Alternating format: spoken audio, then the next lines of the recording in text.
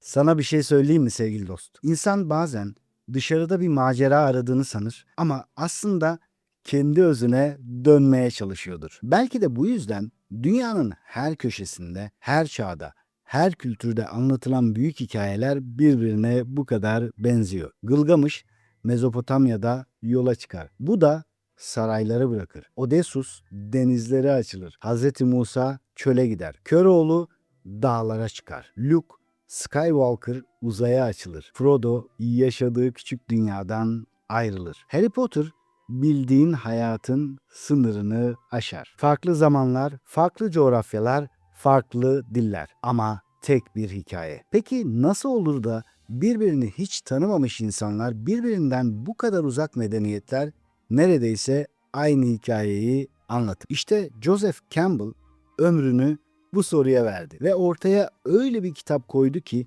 sadece mitolojiyi değil, sinemayı, edebiyatı, psikolojiyi ve insanın kendine bakışını bile değiştirdi. Ve tahmin edebileceğin gibi bugün kitap özetleri köşemizin konuğu Joseph Campbell ve Muhteşem Ötesi kitabı Kahramanın Sonsuz Yolculuğu. Ama sevgili dost, burada önemli bir şey var. Bu kitap sadece eski kahramanları anlatmıyor. Bu kitap bize şunu söylüyor. Kahramanlık tarihe geçmiş birkaç kişiye ait bir ayrıcalık değil. İnsan ruhunun büyüme biçimidir. Yani bu kitap eski masalları açıklıyor gibi görünse de aslında insanın içindeki çağrıyı anlatıyor. Kendi korkusuyla yüzleşmesini, kendi karanlığından geçmesini, kendi özüne yaklaşmasını. Belki de senin yaşadığın bazı krizler bir bozulma değil, bir çağrıdır buradan bakınca. Ve belki de bu yüzden bu kitap mitoloji kitabı olmaktan çok daha fazlasıdır. Çünkü sana dışarıdaki kahramanları anlatırken içerideki kahramanı gösterir, gerçek kahramanı. Bir şeyi daha netleştirelim. Kahraman olmak ne demek? Kahraman olmak hiç korkmamak demek değil. Kahraman olmak korkusuna rağmen eşiğin önünde sonsuza kadar beklememeye karar vermektir. Diğer tarafa geçmeye cesaret etmektir. Bazen bir ilişkiyi bitirme cesaretidir. Bazen yıllardır taşıdığın bir yarayla yüzleşmektir. Bazen ben artık böyle yaşamak istemiyorum diyebilmek. Hatta süper kahraman filmlerini hatırla. Hepsinin bir gücü vardı ama aynı zamanda bir zaafları da vardı. Onları kahraman yapan şey kusursuz olmaları değildi. Zaaflarına rağmen savaşa girmeleriydi. İşte bugün seninle Joseph Campbell'ın bu muhteşem eserini sadece bir kitap özeti olarak değil, belki senin de hayatını görebileceğin bir ayna gibi konuşacağız. Her zaman olduğu gibi çayın kahven hazırsa hadi gel başlayalım. Campbell'ın keşfine verdiği isim şu: monomit, tek bir hikaye. Yani tek bir mit, tek büyük hikaye. Diyor ki bütün büyük anlatıların altında evrensel bir şablon var. Ve bu şablon sadece hikayelerin yapısı değil, insan ruhunun hareket biçimi. Campbell bunu 3 büyük aşamada anlatıyor.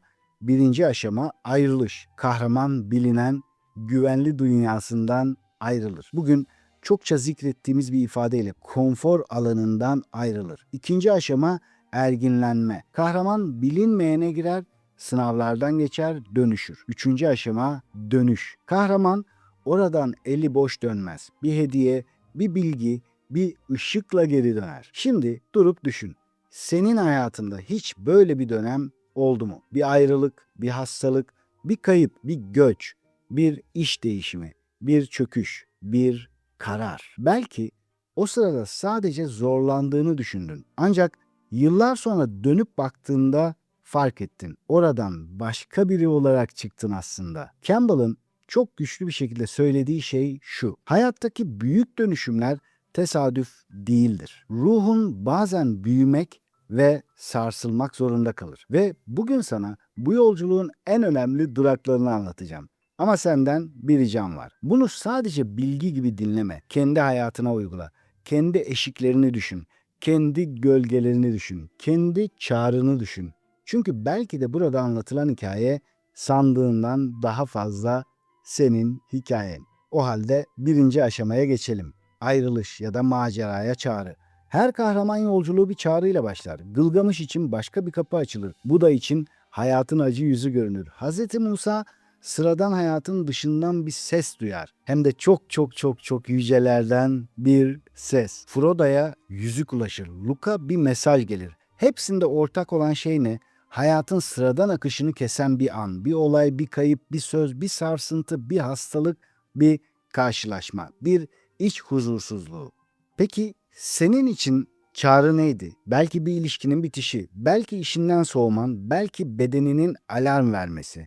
Belki bir gün durup ben ne yapıyorum diye sorman. Belki de bir kitap, bir konuşma, bir video. Ve burada çok önemli bir şey söylemek istiyorum. İnsan bazen yaşadığı krizi sadece problem zannediyor. Oysa bazen o kriz ruhunun çağrısıdır. Yani belki de bozulmuyorsun. Belki sadece eski hayatın artık sana dar geliyor. Bu çok önemli bir fark. 2. Çağrının reddi. Ama işin ilginç tarafı şu.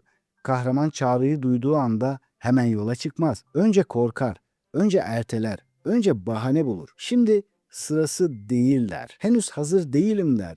Ya başarısız olursam, ya düzenim bozulursa. Tanıdık geliyor değil mi? Çünkü insan her zaman mutlu olduğu yerde kalmaz. Çoğu zaman sadece alıştığı yerde kalır. Tanıdık acı, tanımadık değişimden daha güvenli gelir. Beynimiz böyle çalışıyor. Bugün modern nörobilim bunu bize çok açık bir şekilde söylüyor. Campbell burada çok insani bir gerçeği gösteriyor. Çağrıyı reddetmek çok yaygındır. Çünkü bilinmeyen korkutur. Ama şu da var. Çağrıyı reddetmenin de bir bedeli vardır. Dışarıdan her şey normal görünür. Ancak içeride yavaş yavaş bir kuruma başlar. Sanki insan kendi ruhunun sesini sustura sustura yaşamaya başlar. Ve belki de modern insanın en büyük yorgunluğu tam da budur. Yani kendi hakikatini sürekli ertelemek. 3. Yardımın gelişi. Rehber ve işaret. Kahraman nihayet bir adım atmaya başladığında yol garip biçimde boş kalmaz. Hani Mevlana diyordu ya, sen yola çık, yol sana görünür diye. Bir rehber çıkar, bir işaret belirir, bir cümle gelir, bir kitap düşer önüne, bir insan görünür. Mitlerde bu bazen bilge bir ihtiyar olur, bazen bir öğretmen, bazen görünmez bir yardımcı güç. Bizim kültürümüzde bu fikrin en güzel karşılıklarından biri bence Hızır'dır. Yani Hızır Aleyhisselam. İnsan sıkıştığı anda, yolunu kaybettiği anda tam artık buradan çıkamayacağım herhalde dediği yerde bir işaret gelir.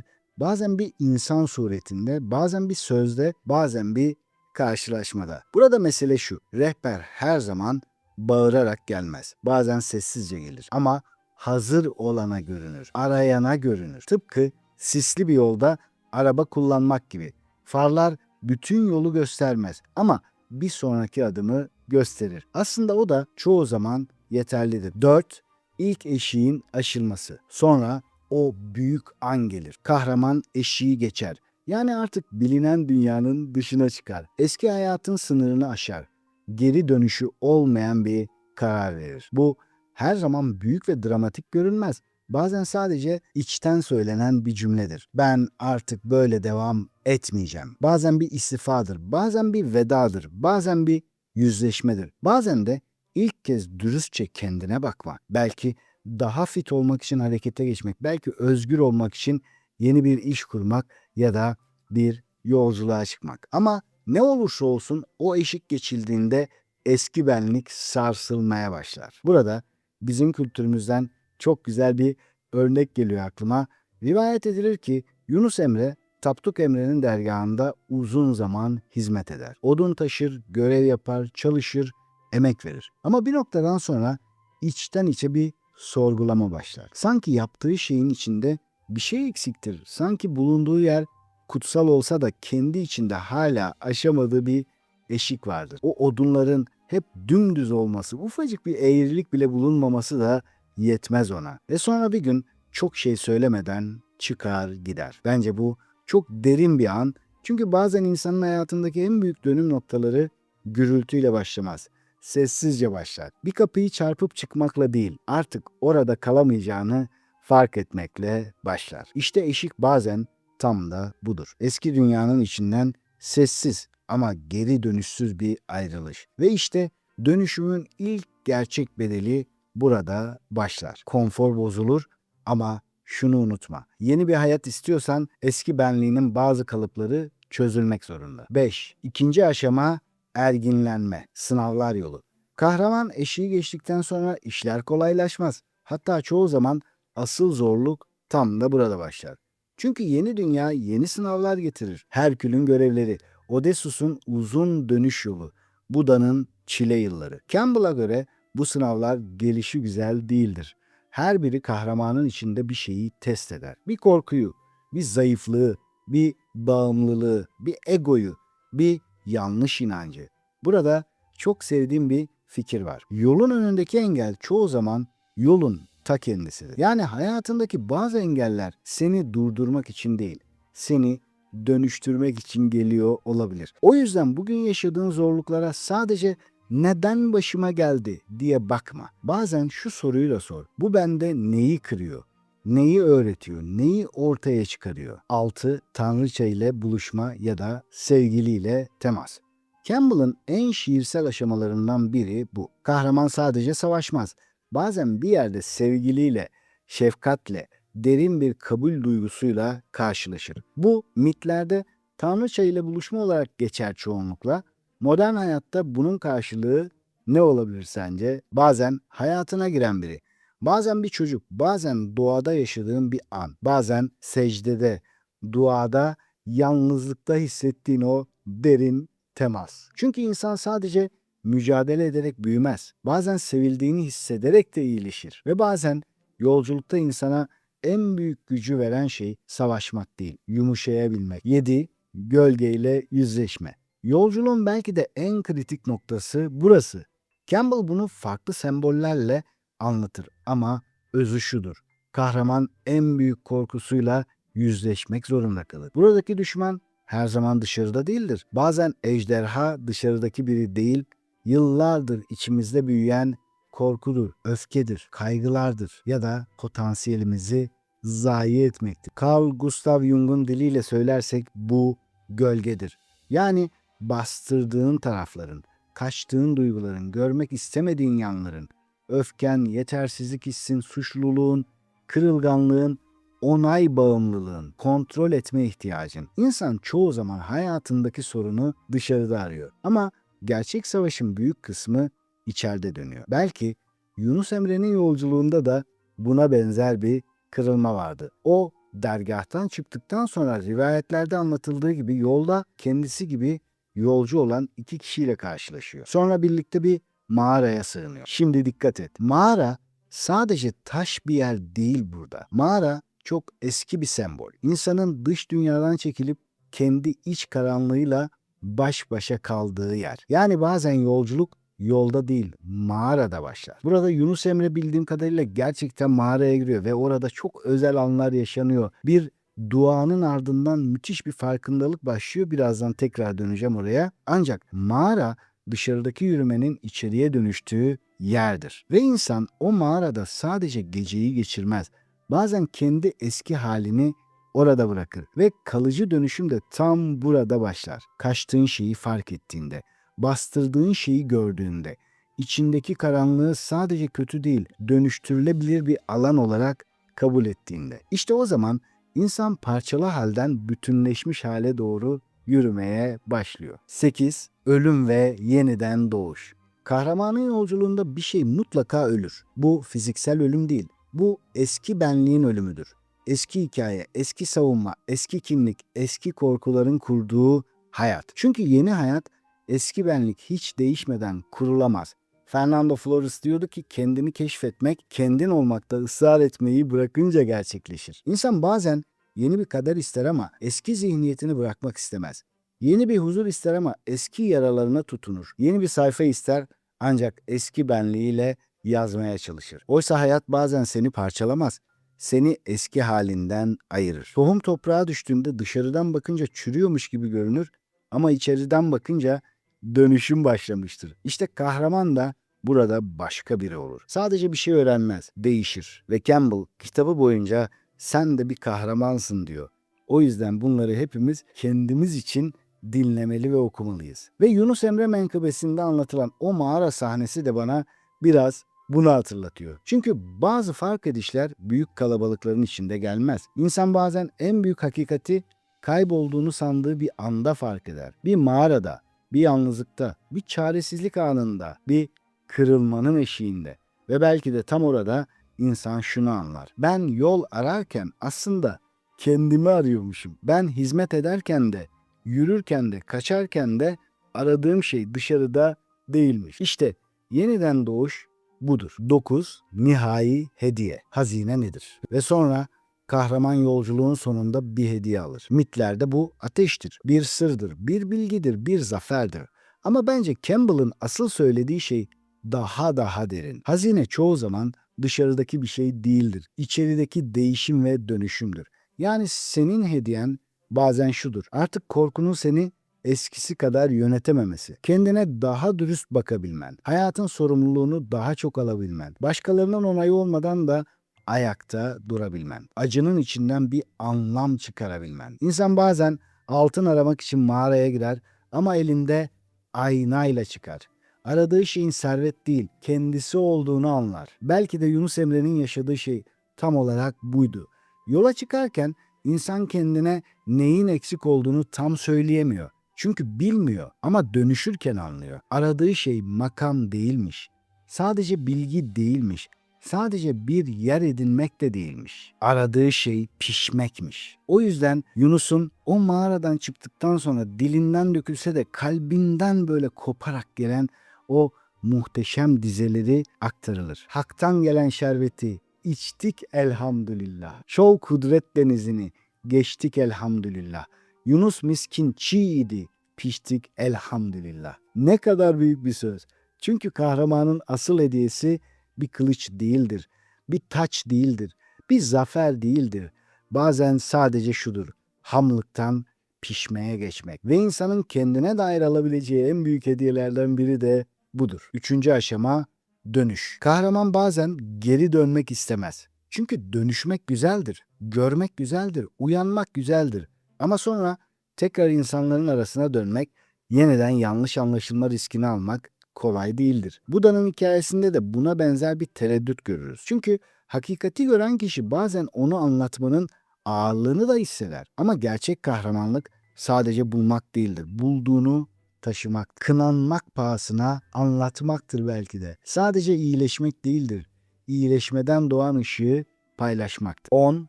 İki dünyanın efendisi. Kahraman geri döndüğünde artık iki dünyayı da tanır. Bir yanda günlük hayat vardır. Sorumluluklar, para, iş, ilişkiler, gündelik yükler. Diğer yanda içsel dünya vardır. Anlam, farkındalık, bilgelik, ruhsal derinlik, gerçek olgunluk da burada başlar. İkisini birbirine düşman etmeden yaşayabilmek. Yani sadece ruhsal konuşup hayattan kaçmamak ya da sadece dünyanın içine gömülüp ruhunu kaybetmemek. Belki bugün hepimizin en büyük ihtiyacı da bu. Yani hem bu dünyada güçlü olmak hem iç dünyamızla bağımızı koparmamak. 11. Yaşama özgürlüğü. Ve yolculuğun sonunda kahraman başka bir özgürlüğe yaklaşır. Bu dışarıdan bakıldığında sadece başarı gibi görünmez.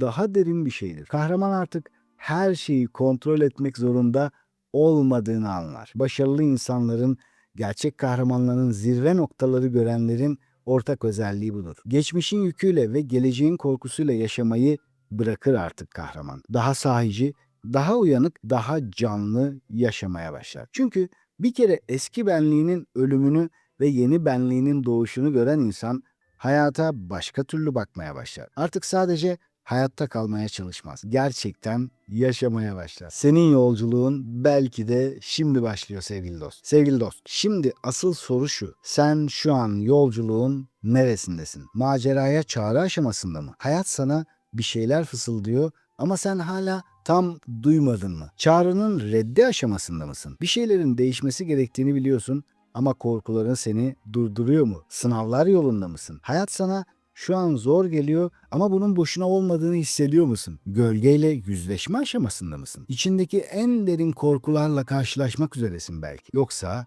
dönüş aşamasında mısın? Bir şeyler öğrendin, bir şeyler gördün ve şimdi bunu hayatına, insanlara, ilişkilerine taşıman mı gerekiyor? Hangi aşamada olursan ol. Sana bugün 3 şeyi bırakmak istiyorum. Birincisi, senin yaşadığın şeyler sandığından çok daha anlamlı olabilir. Hayatındaki bazı kırılmalar, bazı kayıplar, bazı sarsıntılar belki sadece sorun değildir. Belki seni eski halinden çıkaran çağrılardır. İkincisi, yolculuktan sonsuza kadar kaçamazsın. Çünkü insan kendi hakikatini ne kadar ertelerse ertelesin, hayat onu bir gün başka bir kapıdan yine çağırır. Üçüncüsü, sen yalnız değilsin. Senden önce milyonlarca insan aynı karanlıktan geçti, aynı eşiğe geldi, aynı korkuyu yaşadı ve onların bıraktığı hikayeler bugün sana yol oluyor. Joseph Campbell'ın kitabı tam da böyle bir hediye. Ve sevgili dost, eğer bugün bu video sende küçük de olsa bir kırpıntı oluşturduysa, eğer bir yerin evet galiba beni de anlatıyor dediyse, belki de bu da senin yolculuğundaki işaretlerden biridir. Belki uzun zamandır aradığın şey dışarıdaki bir cevap değil, içeride uyanmayı bekleyen bir kahramandır. Belki de bu yüzden bazı insanlar sadece yaşamaz, pişer. Yunus Emre'nin hikayesine baktığımızda tam da bunu hissettik değil mi? Bir dergahta hizmet eden bir dervişten sözü yüzyılları aşan bir hakikat erine dönüşüyor. Mevlana'nın dahi gıptayla baktığı, gıptayla bahsettiği birine dönüşüyor. Demek ki insanın gerçek yolculuğu bazen dünyayı dolaşmak değil, kendi içindeki perdeyi aralamaktır. Ve belki senin önünde duran eşik de tam budur. Bu arada şunu da söyleyeyim sevgili dost, bazı yolculuklar tek başına başlar ama bazen insanın o yolculukta doğru ortamla, doğru insanlarla, doğru yüzleşmelerle desteklenmesi gerekebilir. Biz de 24, 25, 26 Nisan'da Ankara Kızılcahamam Çam Termal Otel'de tam da bunun için 4. kez bilinçaltı dönüşüm kampımızı yapacağız. Bu yolculuğun bazı önemli duraklarını birlikte çalışacağız. Yani sadece konuşmayacağız, fark edeceğiz, yüzleşeceğiz, dönüşeceğiz. Eğer kendini bir eşikte hissediyorsan belki bu da senin için güzel bir adım olabilir. Ve sana son olarak şunu bırakmak istiyorum. Kahraman hiç korkmayan kişi değildir. Korkusuna rağmen kendi hakikatine doğru yürümeyi seçen kişidir. Belki de hayatının en büyük yolculuğu dünyayı fethetmek değil, kendine geri dönmektir. Ve burada bitirirken her zamanki gibi bir hatırlatma yapmak istiyorum. Bunu vicdani bir sorumluluk olarak görüyorum. Halen bazı insanlar Filistin bizim meselemiz değil, Doğu Türkistan bizim meselemiz değil dediğinde gerçekten çok üzülüyorum. Yani ne olması gerekiyor bizim meselemiz olması için? Belki annem bir parça ekmek yapar diye hiçbir şey bulamayınca toprağın içindeki dökülen buğdayları ayıklamaya çalışan bir çocuk ne olmalı ki bizim meselemiz olsun? Sadece Müslüman olduğu için Çin'de işkence gören bir Doğu Türkistanlı bizim meselemiz olması için ne olmalı? Artık dayanamıyorum diyen bir çocuğun annesi çaresizlikten ağlıyorken bunun bizim meselemiz olması için başka neye ihtiyacımız var? Çocuk, genç, yaşlı, kadın, erkek demeden keyfi bir şekilde bütün tutukluları idam edeceğini söylemişken İsrail, neyi bekleyeceğiz bizim meselemiz olması için? Eğer bunlar Avrupa'da o gelişmiş sözde modern toplumlarda yaşanıyor olsaydı şimdi ayağa kalkmış olmayacak mıydık?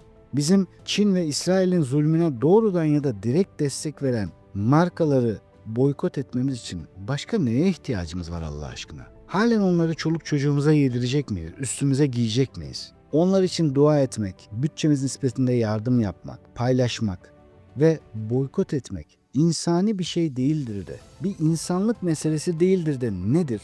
Hakikaten merak ediyorum. Ve hem kendim için, hem senin için, hem izleyecek herkes için sormak istiyorum ki beraberce vicdanımıza bir dönelim. Bu günler bir şekilde bitecek. Çocuklarımız ya da torunlarımız büyüyüp bunları öğrendiğinde sen ne yapıyordun onca zulüm varken diye soracak. Acaba hangimiz gerçekten cevap verebileceğiz? Ve çok daha büyük bir mahkemede belki bunu durduramazdın ama elinden gelen bir şeyler vardı, yaptın mı diye sorulduğunda acaba cevap verebilecek miyiz? Bence bunu hepimiz düşünmeliyiz. Yeni videolarda görüşene kadar kendine çok iyi bak. Senin keşfine, senin yolculuğuna, senin farkındalığına. Selamlar, sevgiler.